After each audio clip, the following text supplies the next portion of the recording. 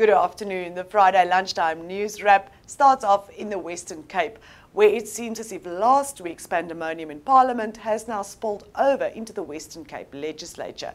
Premier Helen Zille was forced to deliver her State of the Province address this afternoon in the press room, surrounded by her MECs. Pandemonium between the DA and the ANC led to the suspension of the sitting in the legislature, and although they've tried since then to once again speak to each other, it seems as if it's not going to happen today.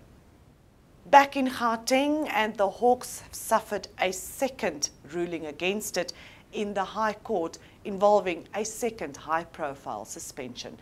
The High Court today ruled again that Gauteng boss Shadrack Sibiya should return to office and that his suspension was invalid, unconstitutional and unlawful.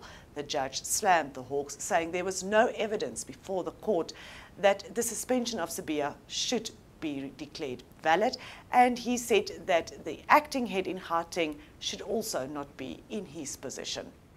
Elsewhere in the High Court, serial rapist Simone Setole has been sentenced to an effective 78 years behind bars.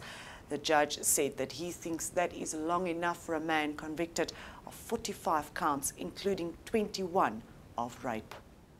It's a packed sport weekend that started with Super Rugby games this morning, but cricket enthusiasts are keeping an eye on the weather over Australia.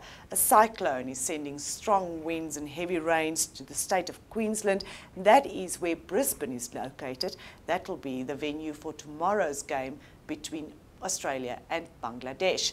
If the game cannot be played, they will share 1 point each. And the final for this Friday comes courtesy of a story in India, where a bride decided to ditch her groom at the altar.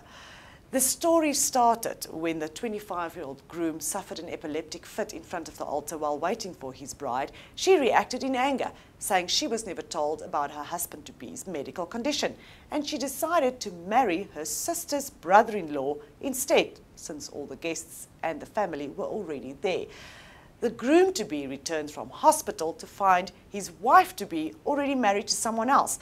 And that's when the guests attacked each other with spoons, plates and dishes. Join me again on Monday for the lunchtime news wrap.